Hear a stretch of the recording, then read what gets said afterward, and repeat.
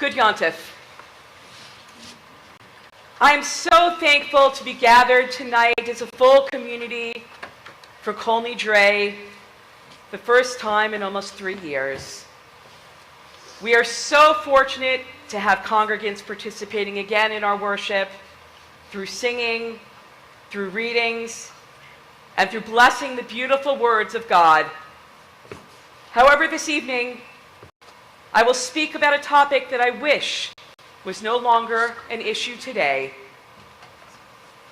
the rise in anti-Semitism. This term, defined as the hostility towards or discrimination against Jews as a religious, ethnic, or racial group, is the only one of its kind. There is no other religious, ethnic, or racial group that has a specific term to describe hatred towards a particular group of people. For some of us, we have been affected by anti-Semitism our whole lives.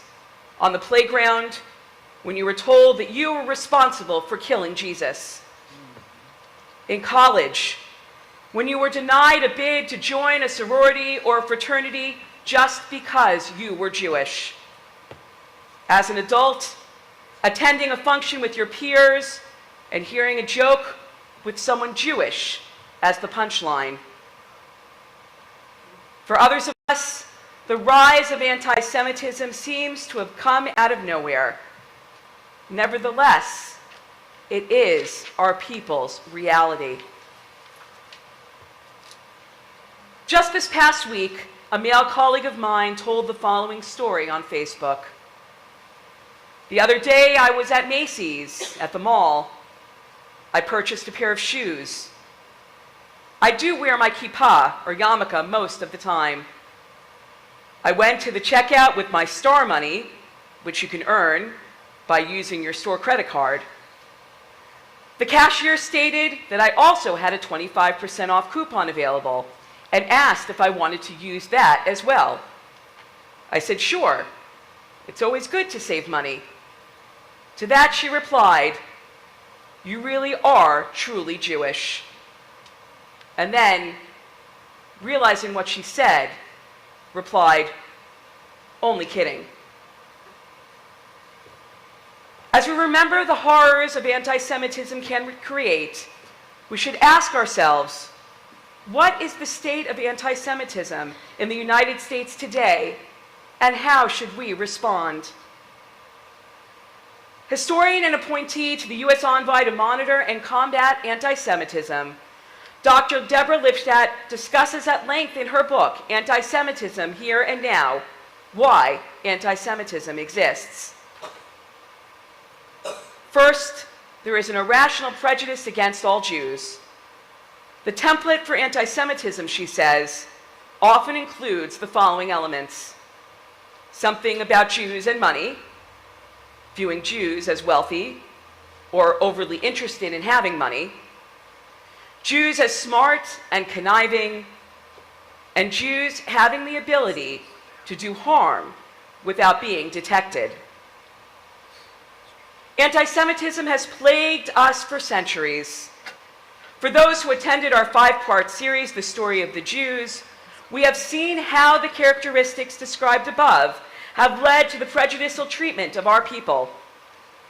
The first clear examples of anti-Jewish sentiment can be traced back to Alexandria, Egypt, in the 3rd century BCE. Alexandrian Jewry were the largest Jewish community in the world, and the Septuagint, a Greek translation of the Hebrew Bible, was produced there. Mantheo, an Egyptian priest and historian of that time, wrote that the Jews were expelled Egyptian lepers who had been taught not to adore the gods by Moses. This, among many other themes, were repeated in the works of many Greek philosophers of the time.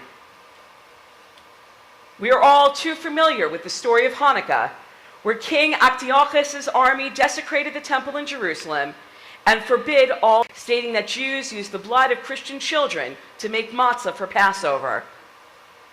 And in his book, History of the Jews, The 19th century historian Heinrich Graetz, referring to the bubonic plague, stated, "The suspicion arose that the Jews had poisoned the brooks and wells, and even the air, in order to annihilate the Christians of every country in one blow."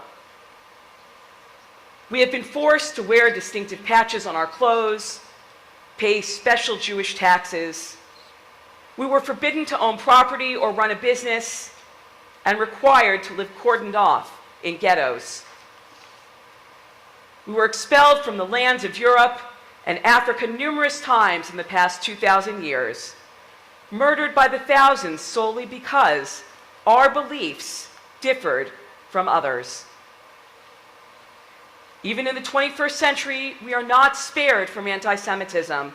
The American Jewish community experienced the highest level of anti-Semitic incidents since tracking began in 1979, with more than 2,100 acts of assault, vandalism, and harassment reported across the United States.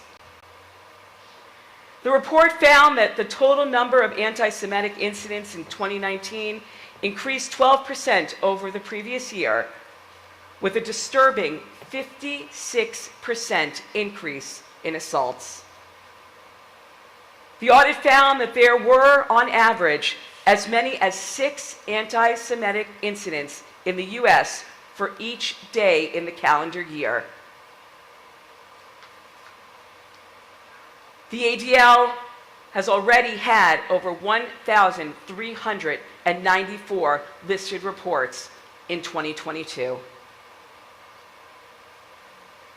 Just this year, last week on Rosh Hashanah, brothers of Alpha Epsilon Pi fraternity at Rutgers University in New Jersey came back from morning services to see that their fraternity house had been egged.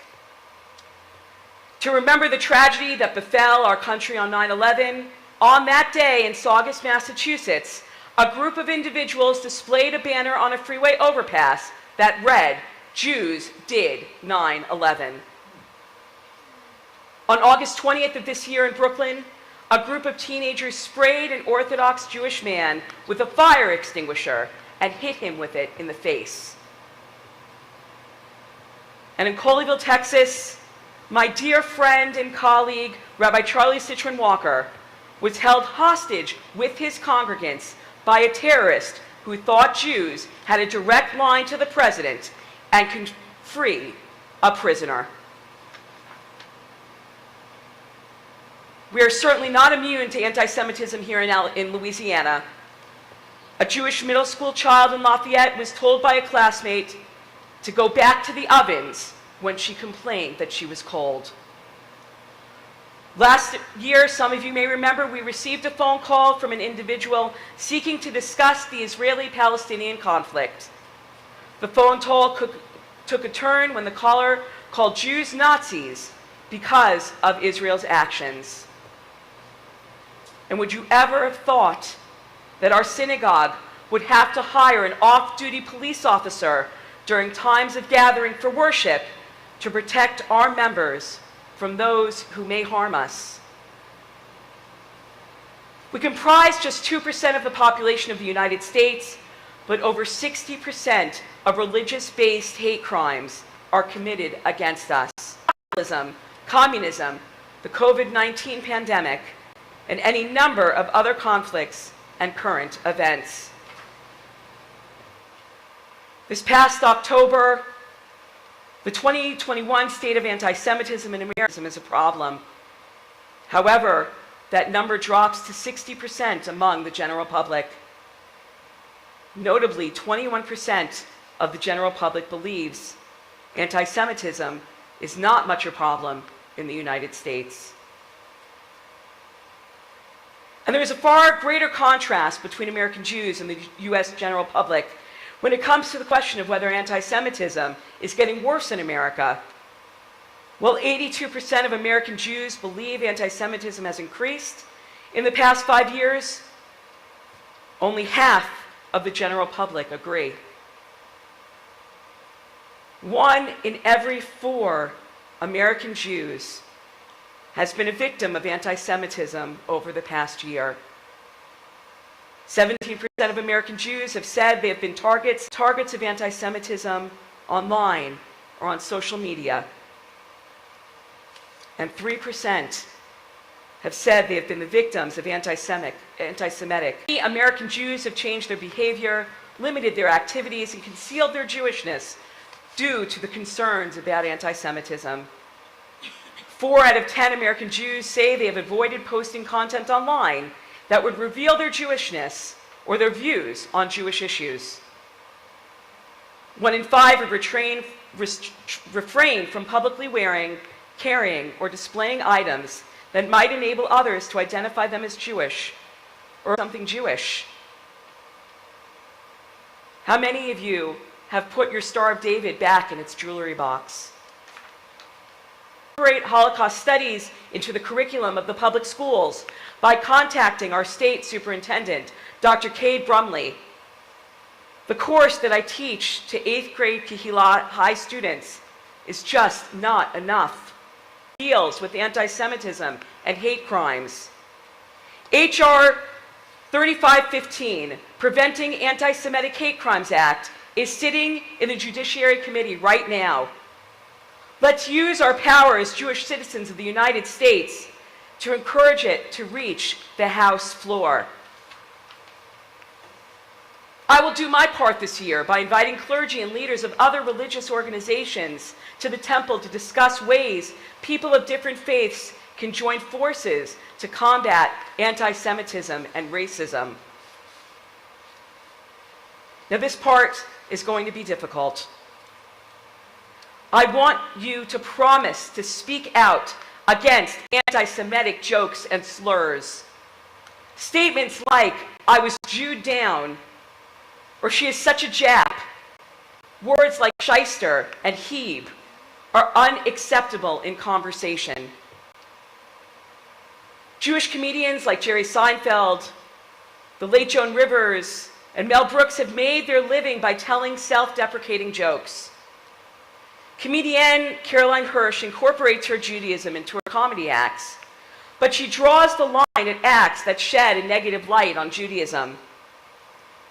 Even when it's a person doing it, telling self-deprecating jokes simply perpetuates ugly medieval falsehoods. As educated Jewish adults, we need to stop making them. We need to think about how we present ourselves to the world and consider what we owe ourselves. Silence can send the message that such humor and derogatory remarks are acceptable to other Jewish community. Let us stand up for injustice of all kinds, and let us hope that through our words and our deeds, we can help the world understand and accept each other. On this Yom Teruah, may the sounds of the shofar that will end our Yom Kippur prayers to Kiyah 783. Will you heed this call and make a difference? I vow to try. Good Yontif.